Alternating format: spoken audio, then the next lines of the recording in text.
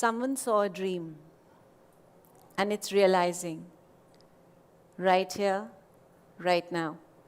Thank you, universe. Confucius once said, our greatest glory is not in never falling, but in rising every time we fall.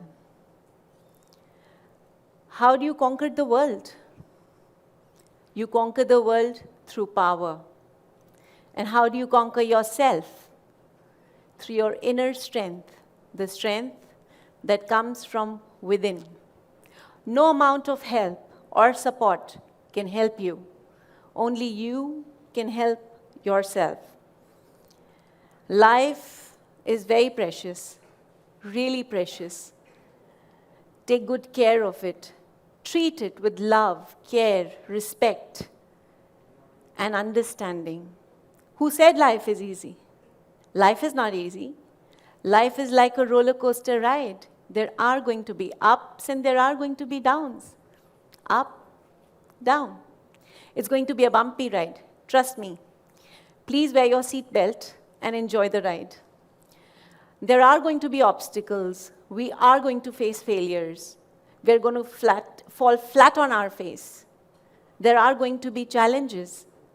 But we have to fight it with strong conviction, determination, strength, change of mindset, and an attitude. Let me take you back in time. When I was a child, just like you students here, when I was in school, the favorite question of all times was, what do you want to be? What do you want to do? What's your goal in life? Where are you heading? I had no answers. I really did not know where was I heading. I wasn't sure about myself. But yes, there was this little dream that I nested within me. I wanted to make a difference in this world, in the society. I wanted to create smiles for people around me. I wanted to be the joy, the cheer, the sunshine, that lamp in that stormy night for someone. But I didn't know how to go about it. People would tell me, when they would hear this part of my story, hey, why don't you become a doctor? And I was like, oops. The thing was, I knew that was not my calling. It really wasn't. So I would just smile and just be like, all right, maybe, but I knew this is not what I wanted to do. We were given a fixed kind of format to choose from. A storyteller, a magician, acrobat, a singer, a dancer, all this was considered a hobby class. It wasn't really considered like a profession. It was different those days, but now things are changing. But I want to ask everybody, do you think we should follow what the norms are? Don't you think it's okay to do what you want to do? It's okay to fall outside the line. It's okay to think outside the box, to do something that you really want to do. Why do we have to follow set patterns? Why? Are we going to live our life looking at somebody else's? No, that's not what we want to do. We want to carve a niche for our own self. It's our dream, our life. It's funny. When I was in school, my knowledge was very limited. But I had this umpteen amount of confidence, oozing confidence. I knew that one day I will be up there. But the minute I stepped into a real-world scenario, everything just changed for me. That oozing confidence of mine just evaporated. Suddenly, I felt I knew nothing. I started to have a lot of fear, doubt, confusion, hardly any surety about myself. I was not able to fight my own self because I started looking at others for approvals. I was knocking their doors because I wanted to know if I was good enough. Good enough for who? Is my question. Good enough for who? I wanted to know if I was dressed up all right. Did I say the right thing? Was I okay? Whatever I conversed, was I all right? Did I laugh the right way? Because of the self-doubt, constant criticism led me into a mode called the pleasing mode. When you're always pleasing others before you please yourself. At one time, it's sad, but even to get love in my life, I had a bowl in my hand. I failed. I failed miserably. I was looking for the answers to come from the outside, but the answers were within me. We're constantly looking for love or looking for that opportunity. We're scared to lose it. Even our pseudo relationships, a secured job that is secured right here. It may not be secured, but in our minds it is secured. Trust me, let go. Simply let go. The minute you lose the fear of losing, your life begins. It starts to unfold itself. Something in me just snapped. And I realized we are all of us are storytellers of our lives. I'm a storyteller of my life. You're a storyteller of yours. I'm a writer, director, editor, and a protagonist. I'm a star of my story. How can I be a failure? How can I be a failure? So you are the star of your story. Re-edit your story. If you don't like where you are, move. Simply move. If you're struggling too hard, move. If we are not a tree, we can move. The demons are created by the mind, and the mind has the ability to focus on positive and negative, both. How about focusing on the positives? Because they say what you focus on expands. It's like a ripple effect. So maybe we can try focusing on the positives. Well, I tried to re-edit my story. Today, I'm a storyteller. I'm motivating so many people up in the hills. I'm motivating children, seniors, community by large. And I can tell you the kind of feeling I have. It is amazing. When those little kids come up to me and they hug me, I feel the unconditional love flowing into my life. Remember I said that I wanted to add smiles?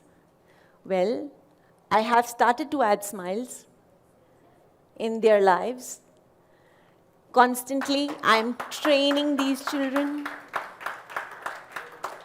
And I tell them that they too have dreams, and they have wings too. And they can fly, and fly really high. I am living my life. I'm living my dream life because I re-edited my story. That's how I'm living it. In 2010, my mother was diagnosed with hepatic failure. We were about to lose her. She was slipping into coma. Doctors had given up. We weren't sure if she's going to be with us for long. The only choice that we had was a liver transplant. My brother and I both went through series of tests. Well, I was chosen. Somebody who was even scared to get one injection was poked in and out. So obviously the fear of injections just withered away. After a series of discussion with the doctor, all the little doubts that I had were gone. My focus was only my mom, nothing else. At that time, a lot of people like to come and help, and they tell you that, hey, listen, it's a scary operation, huh?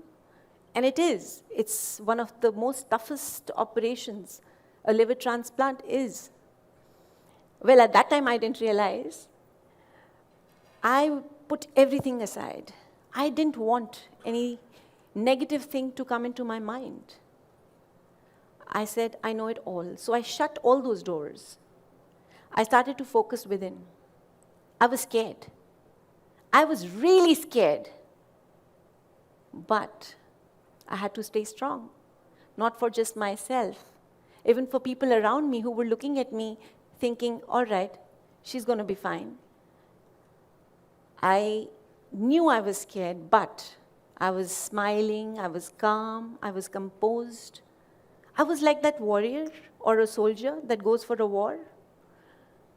He's scared inside, but because the thing outside is much larger, it's all right. It's okay. And we finally came to that day when both of us were being taken to the operation theater. This is what I was that day. I gave one last hug to my mom because I wasn't sure if I'll see her again. I wasn't even sure if I will see the light of day. There was a blackout. And then when I got back from the dead, is how I like to say, because it took forever. I realized that both Mummy and I had crossed that dark tunnel. It was a beautiful feeling. I did not realize what I did then. But today, when I look at my mom, smiling, living her life, enjoying it, I can tell you, it has given a meaning to my life.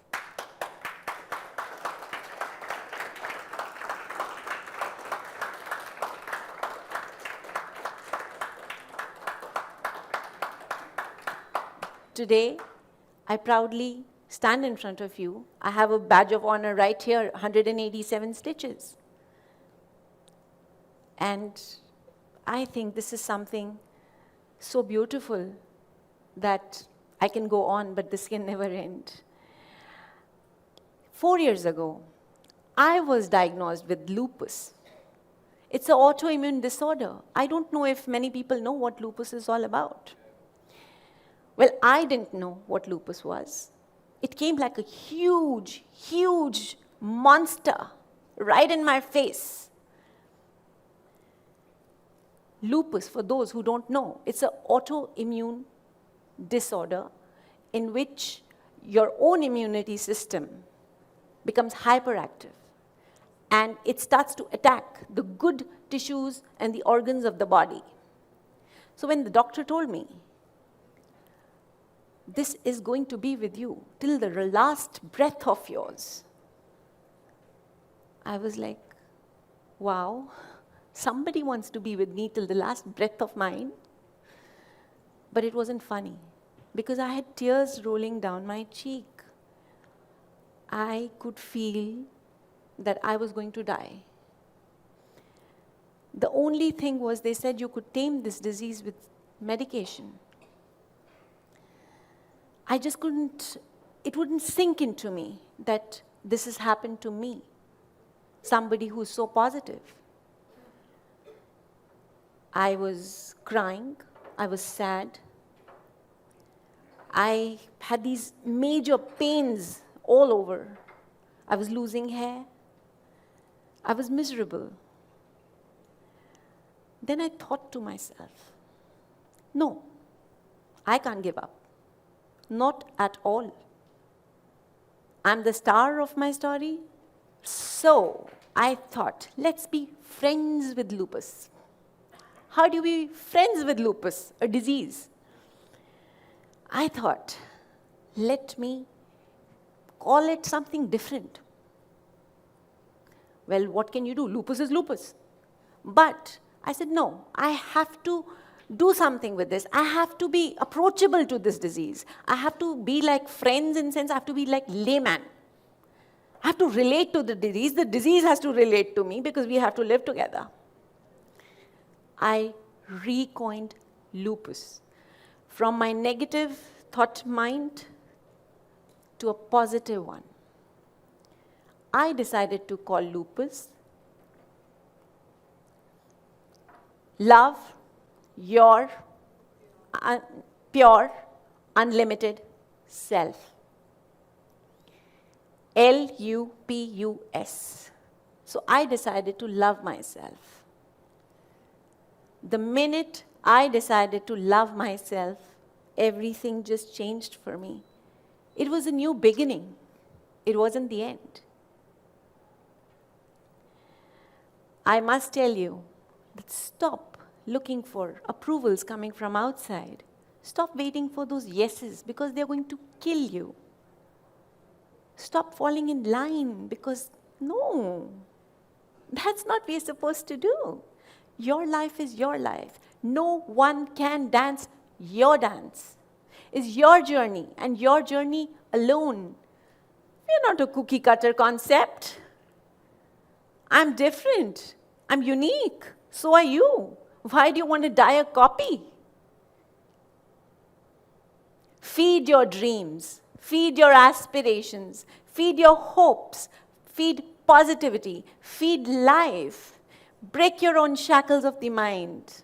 Well, conquering the world is a great idea, but conquer yourself, your inner self.